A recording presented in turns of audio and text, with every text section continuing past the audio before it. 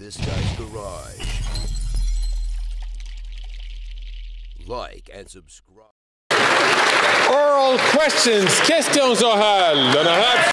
The Honourable Leader of the Opposition. The Honourable Leader of the Opposition. Will axe the tax, build the homes, fix the budget, and stop the crime. This Prime Minister is not worth the cost after 9 years. He's doubled the debt, doubled housing costs. He's increased spending by nearly 80%. What did we get for the money? The worst per-person income growth in the entire G7 and the worst mortgage debt of all of those countries. When will he realize that the more he spends, the worse things get? The Right Honourable Prime Minister. Mr. Speaker, the Conservatives have been talking down the economy for a long time now without understanding that Canada has actually the strongest macroeconomic performance in the G7. And our perspective is to put that solid footing of the Government of Canada in service of Canadians by investing in housing, by investing in dental care, by investing in childcare, by investing in the supports that Canadians need in this difficult time. His solution is for governments to invest less in Canadians for ideological reasons, to be there less for people when they need it most. The Honourable Leader of the Opposition. Mr. Speaker, more proof that this Prime Minister is not worth the cost. He tells Canadians they've never had it so good. He doubled the debt, doubled housing costs, forced 2 million people to a food bank. He brags that he spends $87 billion on housing programs, and what did it get us? Got us the worst housing inflation of any country in the G7, the second worst out of nearly 40 OECD countries. Why does he always spend the most to achieve the worst? Right. The Right Honourable Prime Minister. Mr. Speaker, I think Canadians will take no lessons from a former housing minister who was in a government that didn't believe in investing in housing.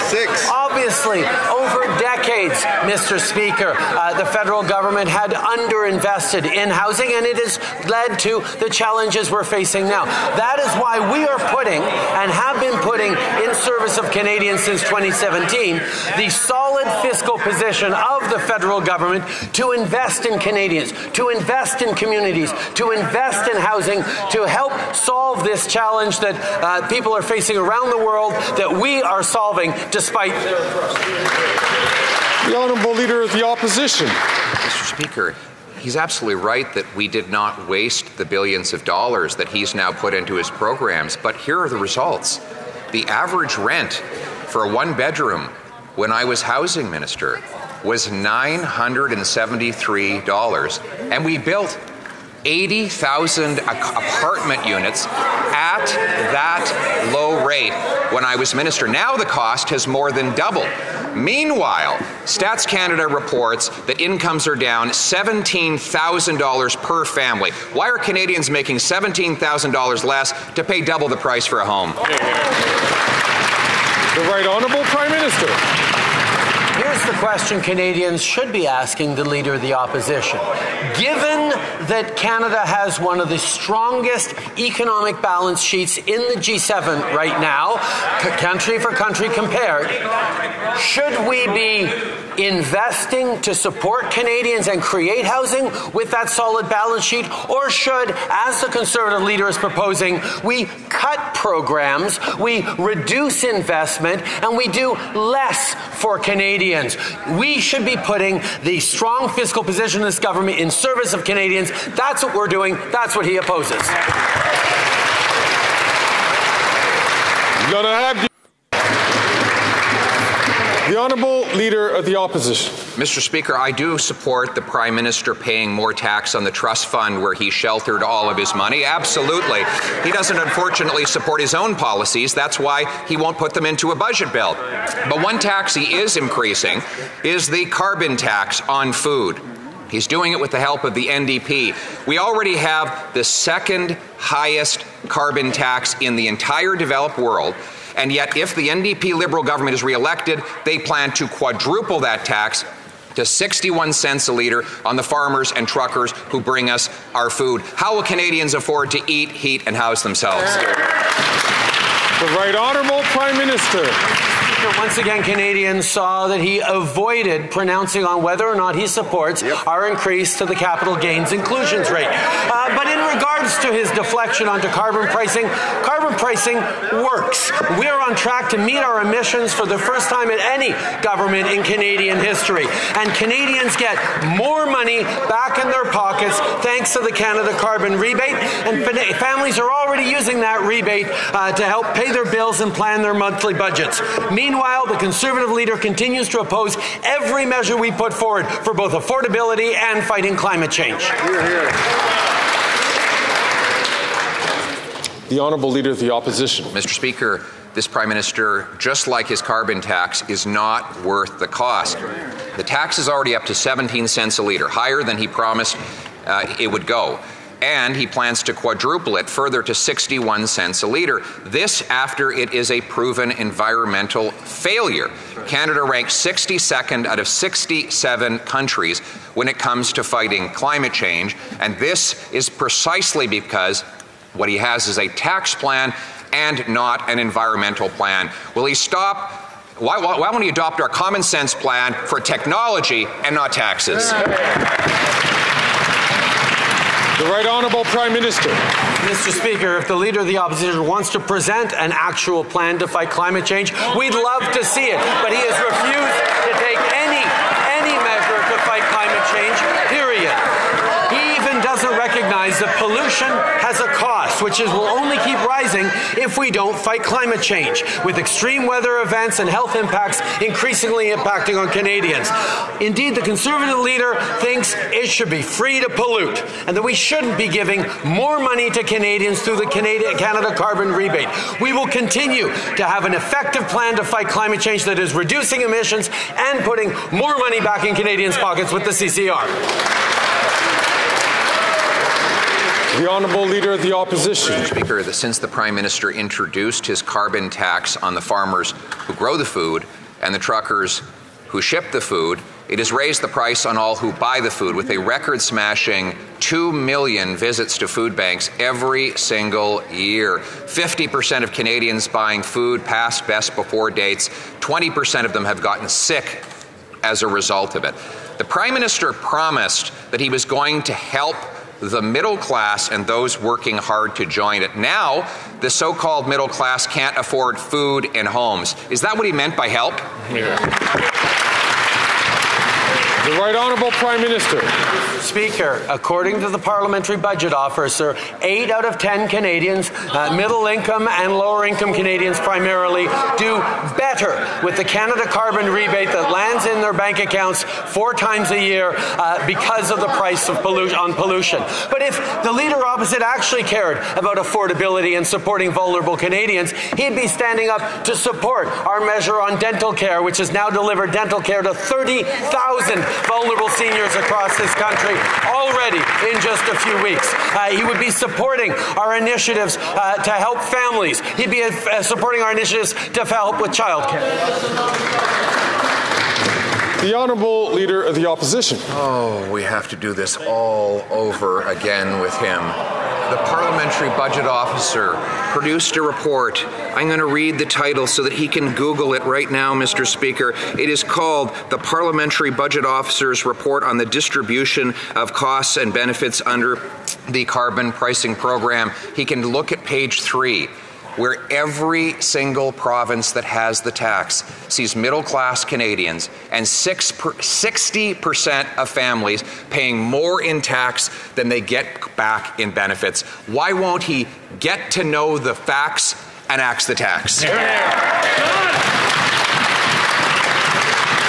The Right Honourable Prime Minister. As opposed to the Leader of the Opposition's campaign to simply axe the facts, we are going to continue to stand with the science, the evidence, the research, the economists who have all pointed out, including the Parliamentary Budget Officer, that the Canada Carbon Rebate puts more money in the pockets of 8 out of 10 families in the jurisdictions across the country in which it is, and is effective in bringing down our emissions while creating economic economic growth as we invest in cleaner technology and good jobs and careers for the future. We have a plan for the economy and the environment.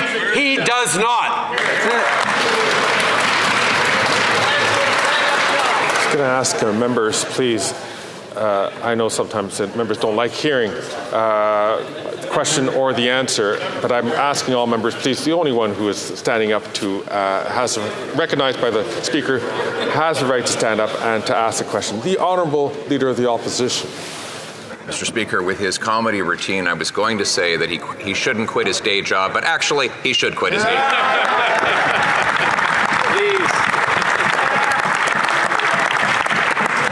But he shouldn't go into number crunching, whatever his next job is, because he doesn't believe the economy is about numbers. And I don't blame him, because if I had his economic record, I wouldn't want to talk about numbers either. But it might help him to go to the library and quietly study just a little bit. Will he commit to reading page 3 of the Parliamentary Budget Officer's report, which demonstrates Canadians pay more than they get back in the tax? The Right Honourable Prime Minister. Mr. Speaker, the Parliamentary Budget Officer and far many more experts and economists have clearly demonstrated that the money that returns to Canadians through the Canada Carbon Rebate 4 times a year is greater than 8 out of 10 Canadians pay every year with the price on pollution. Those are the simple facts, Mr. Speaker. We will continue to invest in Canadians. We will continue to support with affordability. We will continue to put the best balance sheet in the G7 in the service of Canadians through investments and support, unlike the cuts he's proposing. Hear, hear. The Honourable Leader of the Opposition. After 9 years, this Prime Minister is not worth the cost of housing. He has doubled the cost of housing. And now the crisis is such that more people than ever in Quebec are struggling. Not-for-profit organizations are saying that some people are even contemplating suicide because they can't afford their rent next month. Will the Prime Minister finally stop his radical plan of building more bureaucracy instead of more housing?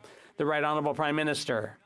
Mr. Speaker, we invested $900 million in Quebec alone with the Housing Accelerator Fund, and it's so well received by Quebecers that the government of Quebec has decided to match that with $900 million of their own, because they know that that will deliver housing all across Quebec. We stand for working together with the provinces and municipalities to invest more in housing, while meantime the Conservative leader is advocating ideological policies and austerity. What they're saying is false, the Honourable Leader of the Opposition. And now he's spending more for fewer houses. It's true that he's spending hundreds of millions, billions, tens of billions. Every year it's a new number, more money for this program or that program. But people don't live by those numbers. They don't live in those numbers. They live in apartments and houses that cost twice as much as they did when he first took office. So does he now get it? After 9 years of creating the worst real estate crisis in the G7, does he not realize that the more he spends, the more expensive things get? The Right Honourable Prime Minister. Mr. Speaker, people know full well that our investments in housing take years for the effects to be felt. And while he was housing minister under the previous government, they spent virtually nothing on housing for 10 years. They made no investments in housing. And now we're supposed to be surprised that in 2015, 2016, 2017, we started to see a housing crisis. It's because they underinvested for too long in housing. We are there to invest in communities and help Canadians out. The Honourable Leader of the Opposition. Mr. Speaker, I celebrated the fact, not admitted the fact, I celebrated the fact that our programs were much less costly and accomplished much more. the average rent was $973 a month, and now it's almost $2,000 a month. It used to take 38% on average for monthly bills, and now it's up to almost 64% of a person's income goes to paying the bills. Will he not admit that it's not just because the programs are expensive doesn't mean they're good, the Honourable Prime Minister? Well, we can see the fundamental choice Canadians will face in the next election. Should the government use Canada's strong fiscal position, the strongest among our allies, should that be put to the service of Canadians to invest in our communities and in housing, or should we cut programs, cut back to make our fiscal position even stronger, even though it's already the strongest in the G7? He's advocating ideological cuts and austerity instead of helping Canadians with what they need. Let's let Canadians make the choice. The Honourable Leader of the Opposition. Mr. Speaker, ever since he started his big spending programs, interest rates have increased. When you double the national debt, that drives interest rates up. Imagine. And everybody can see that that's the result. And that's why Canada has the highest mortgage debt and the highest housing costs in the G7. Will he not follow my common sense plan, dollar for dollar spending and reduction to reduce inflation rates? The Right Honourable Prime Minister. Mr. Speaker, because of our sound fiscal management, inflation is coming down into the target range set by the Bank of Canada, and interest rates will also start coming down in the months to come. We're almost sure of that.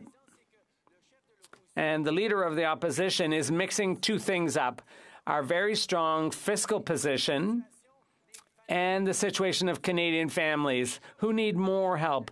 I am proposing that we use our strong position to help Canadians, but according to him, the government should cut back on services to Canadians, and he is wrong. Okay.